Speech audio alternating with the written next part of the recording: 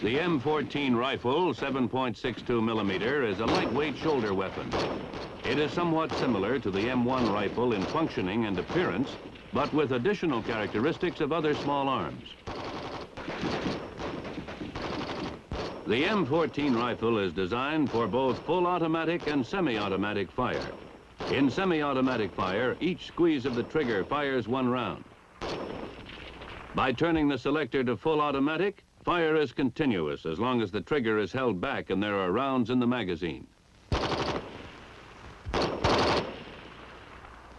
One of the objectives in developing the M14 was to provide a weapon which would use the 7.62 millimeter ammunition, standardized for small arms by the NATO nations. The 7.62 millimeter cartridge is 1/2 inch shorter and 12% lighter than the familiar caliber 30 M1 rifle cartridge, but due to an improved propellant powder, it has the same ballistics. The M14 rifle has many of the characteristics of several older weapons. They are the M1 rifle, the previous standard of the United States Army since World War II,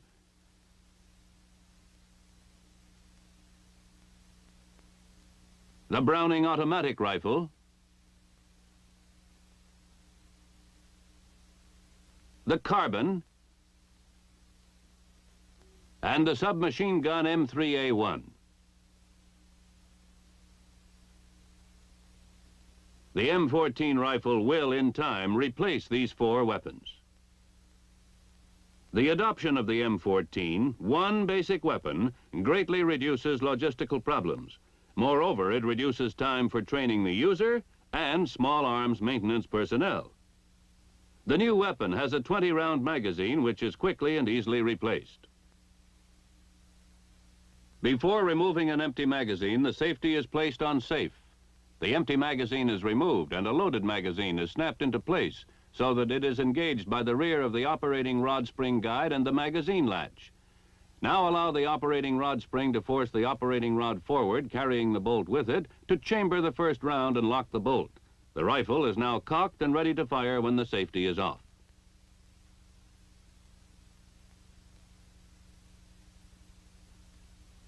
The magazine also can be replenished from the top with clips of 5 rounds each without removing the magazine from the weapon.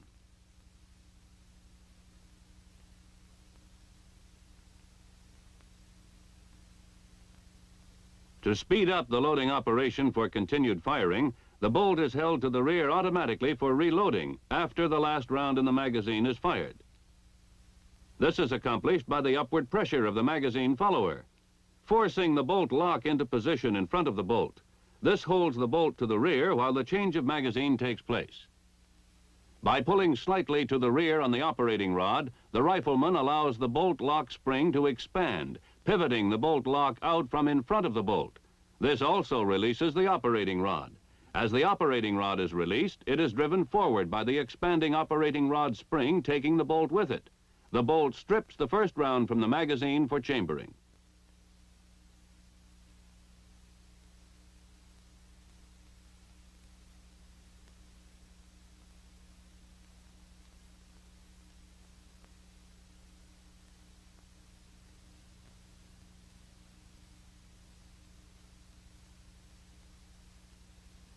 Another feature of the M14 is its flash suppressor. Slots in the suppressor act to break up the escaping gases, thus reducing the flash. The suppressor also acts as a muzzle brake, minimizing recoil and giving maximum stability during firing.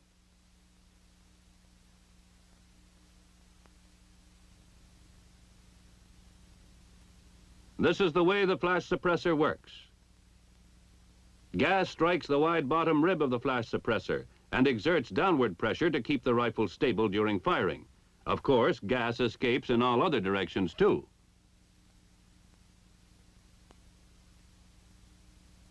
When the propellant gas hits the front of the slots, it tends to pull the weapon forward, reducing recoil.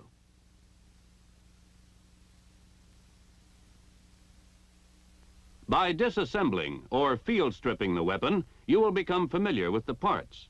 To field strip it, first clear the weapon. That is, remove the magazine and check to see there is no round in the chamber.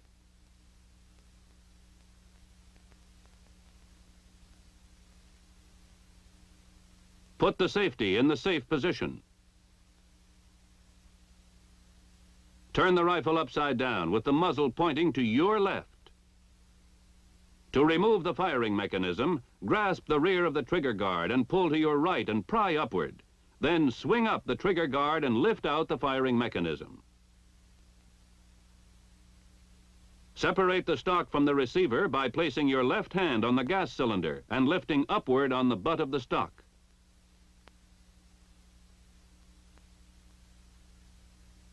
The rifle is now field stripped into its three basic groups. The firing mechanism assembly, the stock group, and the barrel and receiver group. To further disassemble the weapon into individual parts, turn the barrel and receiver group on its side with the connector assembly up. To release the connector assembly, press forward on it with the right thumb until the forward end can be lifted off the connector lock. Rotate the connector assembly clockwise until the slot at the rear end is aligned with the elongated stud on the sear release. Then slightly lower the front end of the connector and lift it from the sear release.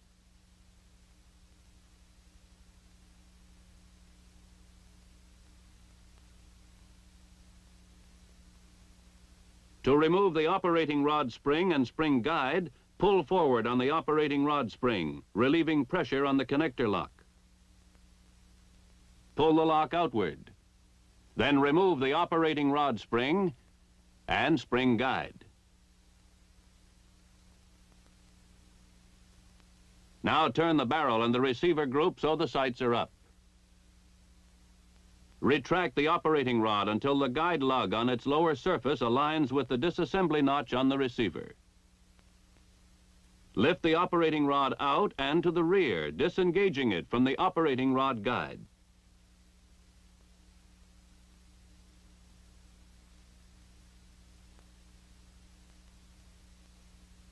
Then, to remove the bolt group, grasp it by the roller, and while sliding it forward, lift it upward and outward to the right front with a slight rotating motion. The barrel and receiver group is now field stripped into the connector assembly,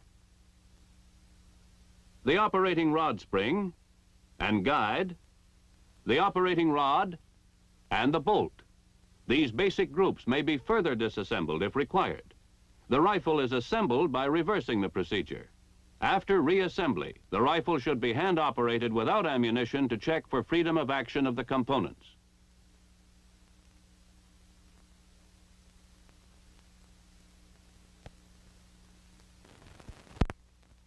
The M14 is gas-operated. That is, some of the gas formed by the firing of the cartridge is bled to the gas cylinder. In the gas cylinder, the gas inside the piston expands. The piston drives the operating rod to the rear, compressing the operating rod spring.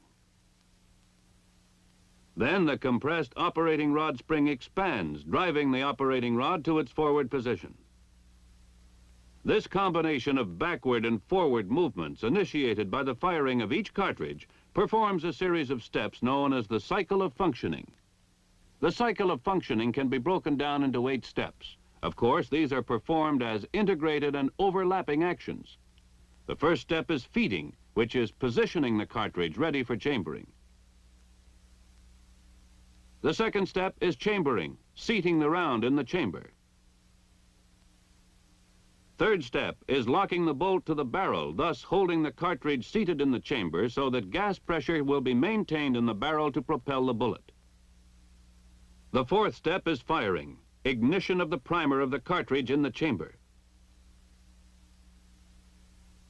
Step 5 is unlocking the bolt from the barrel. Step 6 is extraction of the empty cartridge case from the chamber. In step 7, the empty cartridge case is ejected from the weapon. And step 8 is cocking in preparation for the firing of the next round. These 8 steps happen one after another, and so rapidly as to be almost simultaneous. By using a schematic drawing, we will see how these 8 steps are performed. To start the feeding step, the bolt is moved to the rear.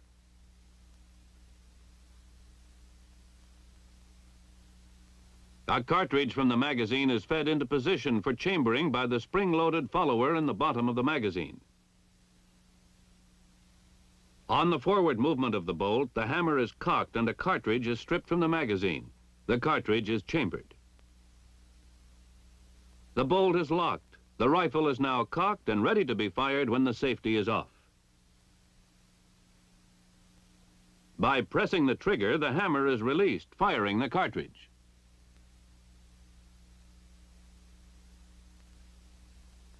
Part of the propelling gas escapes to the gas cylinder.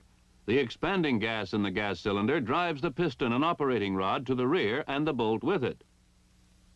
On this rear movement, the bolt is unlocked. The spent cartridge is extracted from the chamber and ejected from the rifle. At the same time, the hammer is again cocked and the cycle ready to start over. Now, let us see in greater detail how the 8 functions or steps are performed.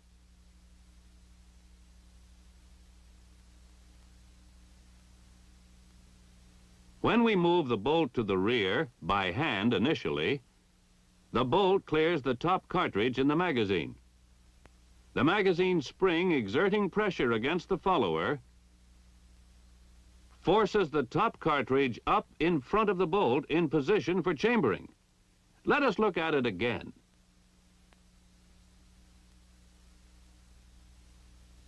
When the bolt is moved to the rear, the bolt rotates.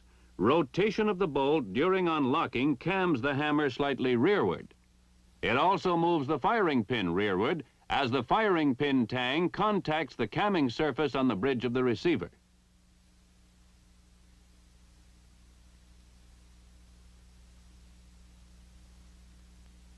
As the bolt continues to the rear of the feed rib on the bottom of the bolt forces the hammer to the rear and down, pivoting the hammer on the hammer pin. The bolt continues rearward, riding over the hammer. The bolt is now driven forward by the expansion of the compressed operating rod spring.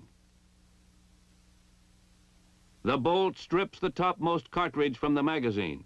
The cartridge is deflected upward by the feed ramp in the lower rear of the chamber and forced into the chamber. Also, on the forward movement of the bolt, the extractor on the bolt face is forced outward by the rim of the cartridge.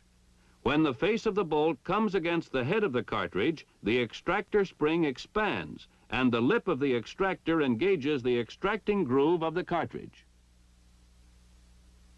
Finally, the bolt is locked. Locking of the bolt is accomplished by the rear of the camming surface in the hump of the operating rod. The camming surface contacts the anti-friction roller on the locking lug and rotates the bolt clockwise. By the clockwise rotation, the locking lugs on the bolt are forced into the locking recess of the receiver.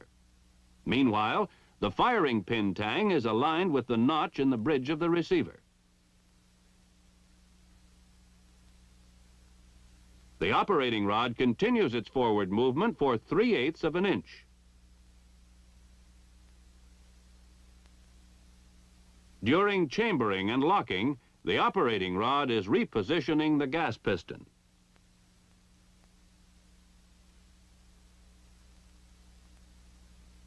With the first round chambered and locked, the next step is firing. Firing, of course, is initiated in the firing mechanism assembly. The firing mechanism assembly consists of the hammer, the hammer spring, which drives the hammer and which is compressed when the hammer is cocked, the hammer hooks, which are held by the trigger lugs, The safety, which engages the hammer and blocks movement of the trigger when in the rear safe position, and the sear. The movement of the bolt to the rear forced the rear hammer hooks into engagement with the sear, which prevents the hammer from following the bolt forward. When the trigger is released, the front hammer hook will be engaged by the trigger lugs as soon as the sear releases the rear hammer hooks. When the trigger is squeezed, the trigger lugs release the hammer hooks so that the hammer spring can drive the hammer forward. The hammer strikes the tang of the firing pin and moves it forward. The firing pin strikes the primer on the base of the cartridge, igniting the powder. When the cartridge is fired in the chamber, gas pressures build up.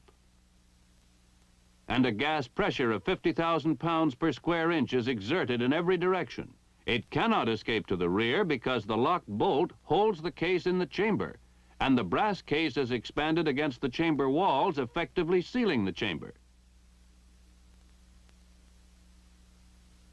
The gas can only escape by propelling the bullet out through the muzzle of the rifle.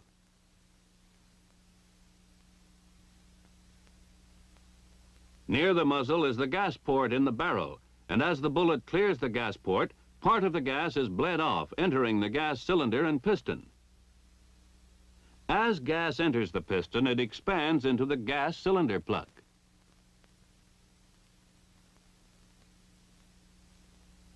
Continued expansion of gas builds up a pressure which forces the gas piston to the rear. The initial rearward movement of the piston shuts off the barrel gas port. The pressure exerted against the piston drives it to the rear 1 1/2 inches.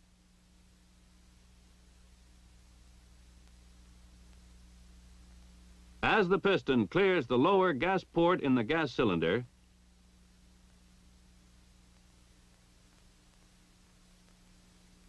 the gas pressure instantly vents to the open air, removing all driving force from the piston. During the 1 1/2 inch movement of the piston rearward, the piston is forcing the operating rod to the rear.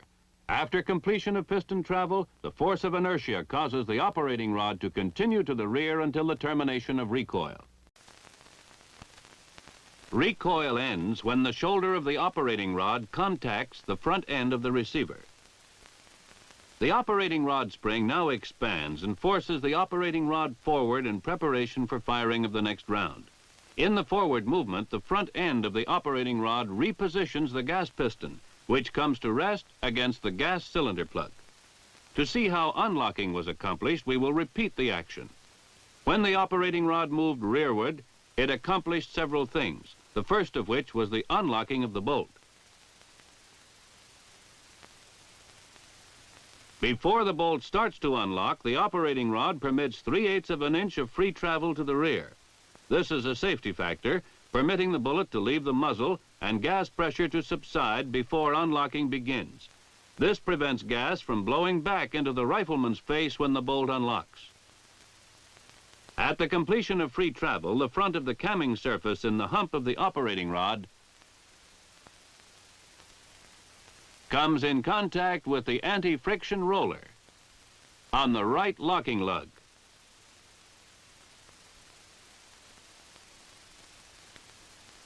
This rotates the bolt counterclockwise, forcing the locking lug on the bolt out of the locking recess in the receiver and unlocking the bolt.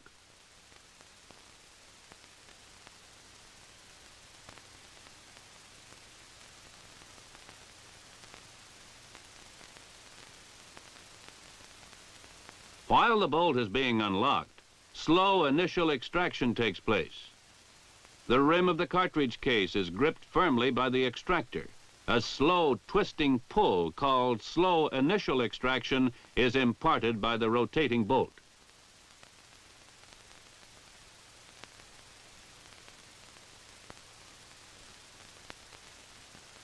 Remember that at the moment the cartridge was fired, gas pressure of 50,000 pounds per square inch expanded the brass cartridge case tight against the chamber walls. It also forced the head of the cartridge case against the face of the bolt.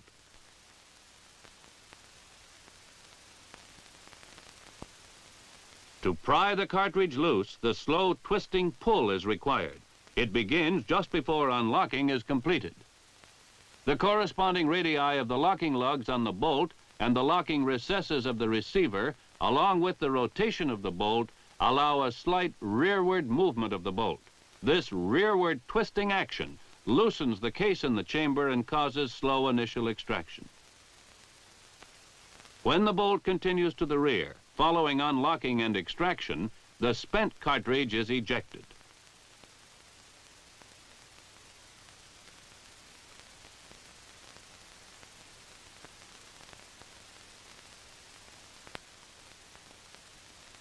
This is the ejector in the face of the bolt.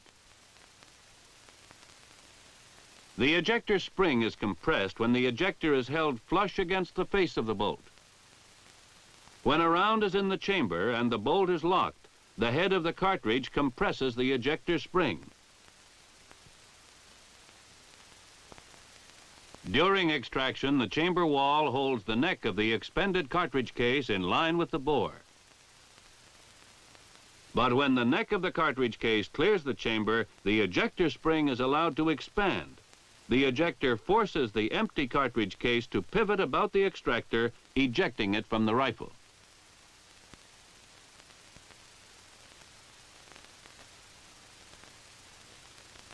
After the spent cartridge is ejected, the bolt continues to the rear over the rounds in the magazine. The rounds are under pressure by the follower. When the bolt begins its forward movement, the hammer is cocked and the cycle is then repeated. Feeding, chambering, locking, firing, unlocking, extracting, ejecting, and cocking.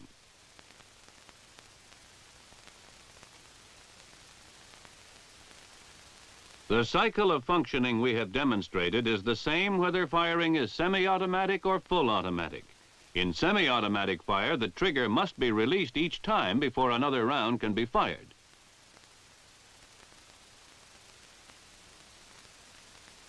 In full automatic fire, cartridges are fired continuously as long as the trigger is held to the rear. Let's see how the mechanism of the rifle can be adjusted to fire either single shots or bursts. To see how the firing mechanism operates, we will use an oversized model. If the firing mechanism assembly were operating at normal speed, recoil would happen so fast that no rifleman firing single shots would have time to release the trigger in preparation for the next single shot. To overcome that, the sear is provided. The sear catches the hammer hooks even though the trigger is still being squeezed. When the trigger is released, the rear hammer hooks are released from the sear. And the front hammer hooks are engaged by the trigger lugs. The weapon is now cocked and ready to fire again when the trigger is squeezed.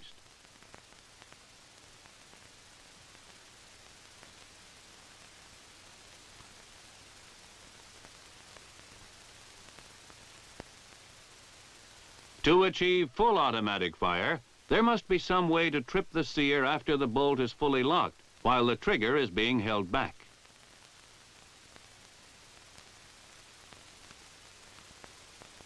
This is done by the selector,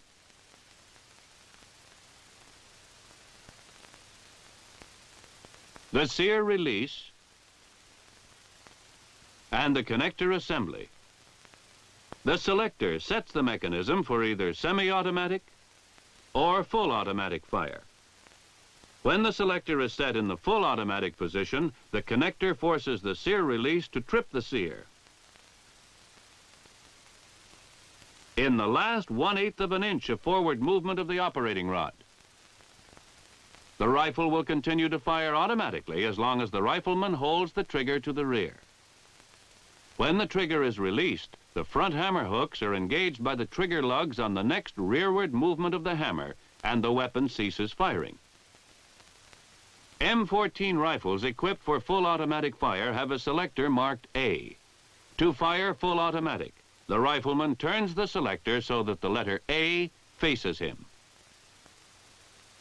By pressing in on the selector and giving it half a turn so that the letter A is away from him, he sets it for semi-automatic fire.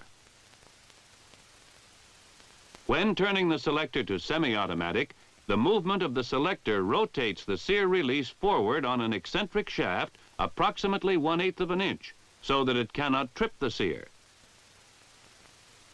It causes the connector assembly to move far enough forward so there is no contact between the operating rod and the hook of the connector assembly. This positions the sear release so it cannot contact the sear. At the discretion of the unit commander, the M14 rifle may be issued to troops either with the selector or with a selector lock like this one, which permits only semi-automatic fire. In summary, the M14 rifle fires the standard NATO 7.62 millimeter ammunition for small arms. It fires semi-automatic, one shot each time the trigger is squeezed. And it can also be set to fire full automatic. That is, delivering continuous fire as long as the trigger is held back and there are rounds in the magazine. The M14 rifle was developed to incorporate important features of these 4 battle-tested weapons and to replace them. The M14 has great firepower and versatility. It gives reduced weight, ease of logistical support, great reduction in training time, and most important, increased firepower for the individual rifleman.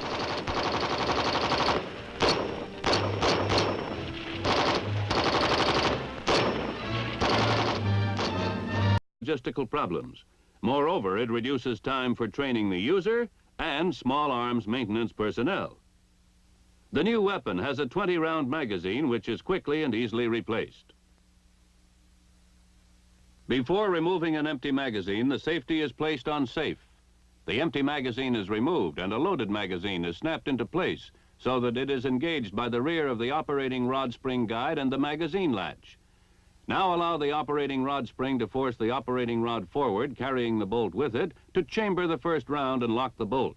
The rifle is now cocked and ready to fire when the safety is off.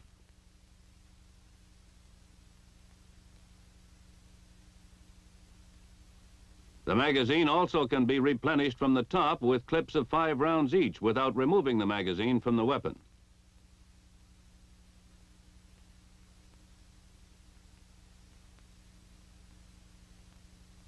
To speed up the loading operation for continued firing, the bolt is held to the rear automatically for reloading after the last round in the magazine is fired. This is accomplished by the upward pressure of the magazine follower, forcing the bolt lock into position in front of the bolt. This holds the bolt to the... By turning the selector to full automatic, fire is continuous as long as the trigger is held back and there are rounds in the magazine. One of the objectives in developing the M14 was to provide a weapon which would use the 7.62 millimeter ammunition, standardized for small arms by the NATO nations. The 7.62 millimeter cartridge is 1/2 inch shorter and 12% lighter than the familiar caliber 30 M1 rifle cartridge, but due to an improved propellant powder, it has the same ballistics. The M14 rifle has many of the characteristics of several older weapons.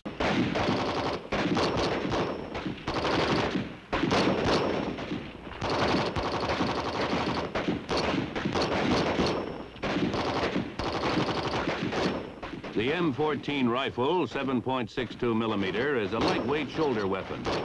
It is somewhat similar to the M1 rifle in functioning and appearance, but with additional characteristics of other small arms. The M14 rifle is designed for both full automatic and semi-automatic fire.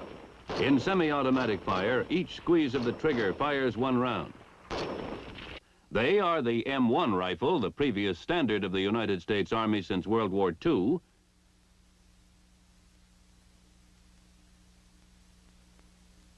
the Browning automatic rifle,